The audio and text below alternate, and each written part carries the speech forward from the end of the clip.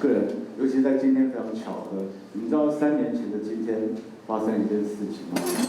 在盐城区。好，对，不知道是正常，因为是我个人的唯历史啊。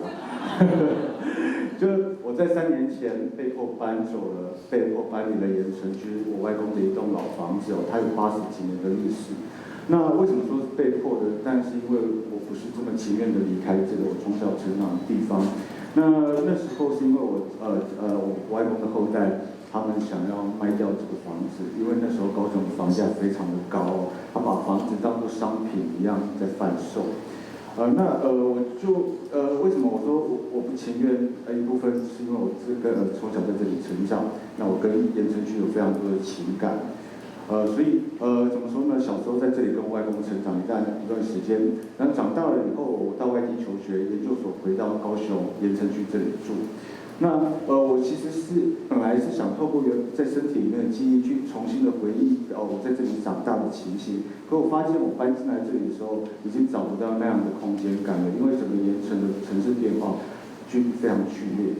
那我的外公也过世了，那我外婆在那一段时间也因为身体健康因素搬到其他地方给亲戚照顾。那我家前面原本是一片日式舒适的景观，也在我搬进去的那个礼拜被拆除了。我都在想是不是我自己带赛，你知道吗？但是我其实就觉得有一个非常强烈的感受，是那种在这个地方的水土不服的一种情感。那我从陈建年的这首歌里面找到了一点点答案。他有一首歌叫做《乡愁》，那他的歌是这样写的，就是乡愁不是在别后分别后才涌起的吗？为何我们现在站在这个地方还有这样的感觉呢？因为他的父亲跟他说，因为这片土地原本是我们的，原本是原住民的。那我自己我听到这首歌其实也是蛮激动的。我开始去思索，到底是谁决定了我们城市的景观哦？是建商，是政府，还是这个城市景观应该要由人民来创造呢？要由人民自己来维护呢？所以我就开始，因为研究所的关系，我是学艺术的，所以就开始去做很多的包含这里社区的调查，然后去做非常多的访谈。那我们再用在线的方式来谈这段历史的故事哦。好，那所以讲到这边，我也想再问大家第二个问题，就是说我们如何来解读时间跟土地之间的关系？我们如何来解读时间跟土地的关系哦？那他是老农夫的时间跟土地吗？是他辛勤的工作，他从这里得到了一个非常好的收获，或者是小孩子他在社区里面的嬉闹，这段时间这个空间他家的街头巷尾孕育了他的童年呢？或者是政府的时间但是土地永远指向经济发展这样开发主义式的一个方法呢？所以我们就开始可以思考这件事情哦。如果有一个空间，它可以留住时间，那我们怕不怕它被偷走？如果时间记忆这件事情是重要的，那我们在讲话的过程里面，时间不断的在流逝，可是我也有空间可以累积这些时间所产生出来的各种事物的内容啊。那这个空间重不重要？时间重不重要呢？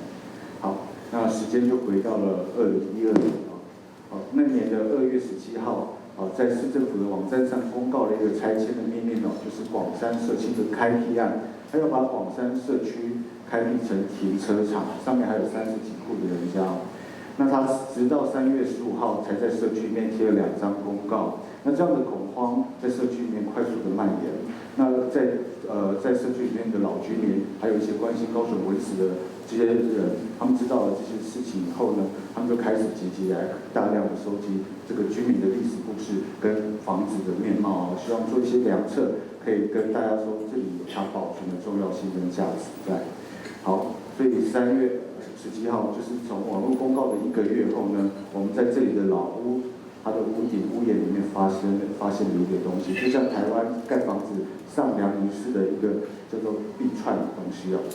它上面写的大正9年3月17号，跟我发现的那一年同一天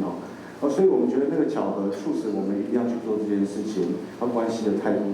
的包含土地正义跟居住正义的一些细微的一个连结所以呢，10天后这个社区发生了一件大事，大家看了照片觉得发生什么事？老屋自燃吗？是不是？这件事情很有可能在我们中华民国发生啊。那其实是我们集结了在地的居民，还有老居民，还有这些关心这个文化发展市民朋友和大学生，一起来做抗争诉求。我们有一个主张就是不拆不迁，守护哈马星啊。我们要从这里出发，这也是高雄发展的起源，是高雄现代化进程一个非常重要的一个关口哦。所以这个地方一定要保持住了哈。好，那给大家看一下，大家一定很好奇广山社区到底是在哪一个地方？我们可以看到它的整个街廓的形式，旁边就已经盖满了高楼了哦，当然也没有很高了，大概4、5层楼。它下面还是一个日式时代留下来的一个街廓的造型哦，它的建筑的形式非常多元跟丰富哦。那我想要问一个问题，就是它变成了停车场，它的意义在哪里？把这些人赶走以后变成停车场，它的目的在哪里？就是为了提供哈马星它日益渐多的观光游客吗？他或者是觉得他脏乱了，他老旧了，必须要铲除呢？铲除了，我们觉得轻松了，可是我们的生命没有办法再附着在土地上面，因为我们跟土地没有连结了，我们对这片家乡是没有认同感的。所以如果我们要更爱自己的高雄，是不是应该更保护我们对这个家乡的历史跟文化呢？好，那所以呢？广山社区我们可以从图片里面看到它的正确位置哦。它在2个捷运站，它在捷运站的2个出口之间。大家知道这里的捷运站叫做什么名字吗？叫做西子湾捷运站哈，因为旁边有铁道故事馆。那其实这个地方不叫西子湾，这个地方叫做哈马星。那么我们跟这个公司捷运局反映过以后，他就接受了，所以他就在西子湾捷运站后面一个花号写着哈马星哦。这只会让我想到中华民国护照后面挂号台湾，到底谁属于谁，谁不属于谁哦？这点是一个很有趣的。那哈马星怎么会有这么奇怪的地名呢？我们知道我们可以先看到它的一个地理位置哦，它就在盐城区的旁边哦，在中山大学的中间哦，这2者。那可以从1907年日本在这里实施了这个高雄港的一个建设，把海底的这个淤泥填出一个新兴的海埔先生地哦。它透过这个都市计划去规划了一个井字形的城市结构，它带来了高雄现代化。这里有非常多的有高雄的第一个自来水的地方，有电力的地方，有新式的小学等等就小学校。好，所以我们除了此之外，可以看到它整个城市的变化，还可以看到有一条长长的线拉过来，那个就是铁路线它就是南北纵贯线一直拉到高雄港。日本人想要把高雄的物资送到美国、日本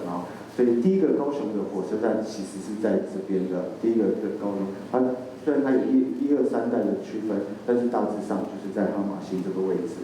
好，那在这个地方呢？我刚刚回到上一张图片，它沿了一个这个火车站，再拉出2条支线，这条支线沿着海边到渡船厂，我们现在坐船去旗津的那个路线，叫做滨海的铁路线。滨海的铁路线在日文的发音就是哈马线，所以在地人就以台语发音叫做哈马星，所以这就是在地地名的由来好，那给大家看几张这里城市发展的规模你看整个火车站前面有很多的建筑开始在盖，后面左上角的地方就是铁道故事馆后面的公园那个铁道还是一个汪洋折果。那没有短短的几年时间整个城市的格局变得非常完整的它包含路树。那广山社区就是在这个地方，它是旧高雄港站前的一个商业街廓，它可以说是哈马星非常重要的一个路口跟玄关，它的重要性在这里。那它也保留了罕见的日式的街廓的形式那我们可以从1932年的这个大高雄职业明细岛里面看到，整个哈马星的商业发展已经非常的成熟了。那这里有一点也非常重要的，就是在台湾很多的古迹保存，它通常都是单点的官方建筑像台北宾馆、像这个总统府，或者是整片式的像眷村这样子可是只有这边，我们可以说台湾只有少数地方是透过居民自己有机形成的一个商业结构，它的各种建筑的类型是因为它的商业用途而产生的所以待会有几张照片给大家看一下那可是不幸的，刚刚知道整个盐城区或者哈马星的发展非常的蓬勃，那当然也是作为高雄的首善之地。所以在1945年的时候，美国人轰炸台湾，轰炸高雄，当然还会以为是日本大台湾吗？应该没有吧？哈，那所以在那时候摧毁了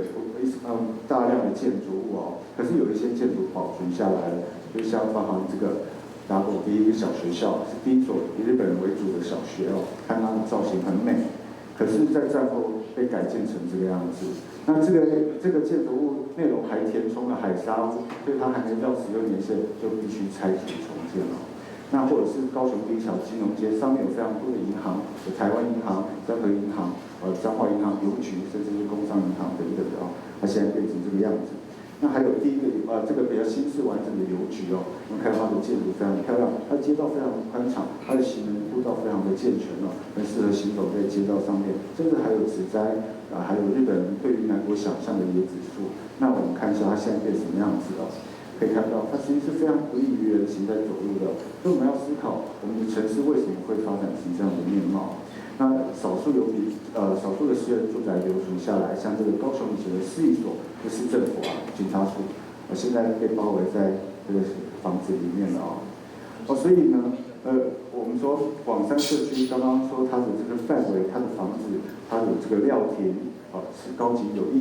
高级餐厅有一级服务的高级餐厅，还有九种木商行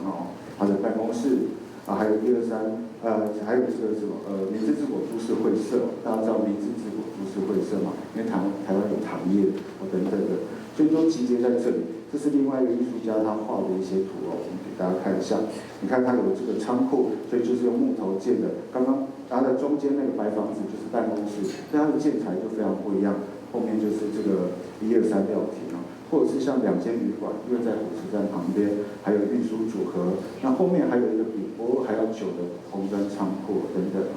好，那又从刚刚图可以看到它的整个间货的这个分布，其实是更完整那我们就延续了这个调查，我们做了整个哈马星的100年地图。刚刚有提到一个问题是时间跟土地的关系，大家都说高雄是一个年轻的城市，一个没有文化的城市。那我们应该要怎么样去找回自己的文化呢？我们从这些老的建筑里面去收集。大家可以看到右下角中间有一群街廓，它的分布会比较密集，就是我们的广山社区当这边变成了停车场。整个哈马星还有什么对不对？好，那我们就要想说，什么是善意的危险？都市更新它确实是一个手段它可以改变一些比较老旧的一个建筑，可它同时也是一体两面的，它常常会影响到在地的居住权跟这些文化保存的一些冲突好，那我们在那时候就提出一个口号，说这些建筑物它躲过了美军的战火，那是不是逃不过市政府的怪手呢？我们要刚刚说大家对高雄的印象就是我们的花妈啦，她就外国做文化考察，她今天是开着这个她是怪手车进来我们的哈马星吗？高雄这块这个发源地吗？那么做了抵抗行动剧，好像这样子好，我们就放了狼烟，就像美军的战火，就像是呼救的这个什么烟硝，然后集结了在地的居民、跟学生还有市民一起上演一个行动剧，希望争取我们保存的诉求。那花妈确实也是听到了，她在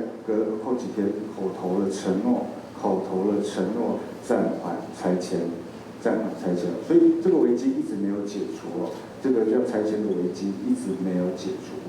OK， 那我们希望延续这样的能量，我们集结了当时关心这个议题的这些众多的朋友，包含在地的居民，成为我们的理事长。那我们里面有包含设计师、艺术家、建筑师，然后文字工作者、环境运动工作者等等的，我们一群人就成立了打狗文史在新会社。打狗是高雄的老地名，是原住民的平埔族语。那这个打狗文字是汉字，那中间这个像宝锤的图案，就是日本时代高雄市的市徽。我们用这个文化的文把它圈起来，像是保护它，也像是一个舵手，想要带领高雄文化的发展。所以高雄人持续的关注。OK。所以我们在这里面做了非常多的事情，就是无非是希望大家可以开始对自己的土地有更多的认识跟了解同时我们也希望可以达到一种赋权的功能，就是培力的功能，让每一个人都可以来发现、来找到自己身边建筑物的重要性所以我们就做了一个环境的整理，比如说我们脏乱，我们一起找居民、找乡民一起整理，我们找居民来座谈，找居民来做街道的巡礼。这里甚至成为高雄市很多的中小学这个乡土教育的一个非常重要的节点。那原来老街的保护，还有是跟居民还有土地记忆非常相关的，我们收集了居民的老照片，把它大幅输出在整个这个社区的墙面，希望大家来看这些老照片，也无形中走完了整个老社区更认识了这片的土地。那我们同时也邀请了居民在他们的房子前面去拍照，甚至把他们的老照片做一个对比所以房子它不是一个可以任意买卖的商品，而是一个情感的依归，是一个家的联系是有安全感的OK， 那原来老街我们还办了非常多的讲座、市集跟影展都无非都是要做这样的事情，跟大家说，你过来认识你的土地。我们的地产艺术节是要用最亲近土地的方式来做这样的呈现那办影展，然后还有跟周边的一些饭店或大学一起合作出版这个刊物。那原老街的文化也可以通过社区的票选改造，入口景观的立面等等。那甚至这些老故事的文本也被这个大学生作为这个创作的一个开端作为一个社区剧场的请回哈马星，它是一个环境剧场。那他边演戏就边随着这个演员的角色移动到社区的空间里面，那他也把这套剧本带到周边的小学去巡回展演，让自己更认识自己的乡土。原来老街活化，除了刚刚软体的这个活动以外，我们也透过一些老木老的构件的这些材料来做一个质地营造的一个工作。所以我们邀请了居民跟我们一起参与，我们做社区的厕所，做社区的遮雨棚等等的。那此外呢，我们也办了木工班，从小的木作到大型的木作，就是希望大家可以把这样的能力找回来，就是希望大家可以认识传统的一些木工构法，还有竹编夹泥墙的一些技能我们培育的这些学员，有一部分也成为我们后续木工班持续开课的讲师那这些讲师过去在刚开始，我们持续的也邀请很多在台湾做修复、古迹修复的一些师傅来一起同行的指导跟协作。好，你看，这是我们那时候把旁边一个空间整理出来的一个环境那这个老街活化还可以做地图，让自己更了解自己家乡的一种这个地理分布。那还有出书，我们出版几本书包含木工班这个书本。那我们会社成员也是高雄3地社区的社群团体里面出版量最高的不过说到这里，真的要感谢高雄市政府，因为这样有他们的支持，我们才有这些书的出版。最重要有高雄市政府的差遣，才有这样的一群人凝聚在一起，关心高雄所以要谢谢高雄市政府。好，那就包含这几张地图。那说到这里，其实就像我们的地图一样，我们希望更多人可以投入我们的工作。那政府这样做，政府做大片的土地的开发，让我们人民可以从社区里面由下而上的推动所以再给大家看几张照片，我们一起把旁边的空间运作起来。那从哈马星这里出发，我们再向外延展出去。那所以我们是招募了这个城市考古的工作坊，希望大家从这里可以学习到一些能力，把他们带回自己的社区，把这样的能力带回到自己的生活环境，去了解、去认识，甚至去举报这个自己生活周边的这些古迹保存的议题去发现、去收集资料。那甚至我们也成立了这个社会企业，我们的过去的我们的现在的一些成员，在爱河的沿岸那边有一些老屋，他们透过自己的力量把它修复起来。那每周我们也办了像跟传统工艺有关的讲座，大家还可以去关注一下。那原来土地跟时间它不是这么简单，它是跟文化非常紧扣的所以它关系着土地的争议、居住的争议、文化的争议。所以如果我们在最近高雄市的街头或高雄市的社区看到很多人绑了白布条，我们是否愿意有耐心停下来了解这样的议题呢？它是不是它的诉求、它的拆迁到底是有什么样的正当性？把它当作是自己的责任。就像我们在去年一起合作的，跟高雄市的市民一起守护了整个大河铁道故事馆后面的那一块大公园，因为它要被台铁拿去盖百货公司了，它要被盖，那我们守护下来了 ，OK，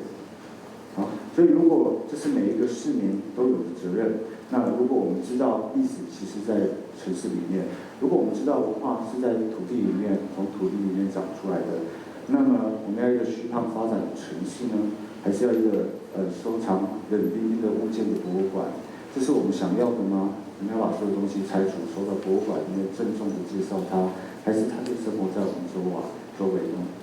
所以如果大家觉得不是，那我们一起找了我们被偷走的风景。谢谢大家。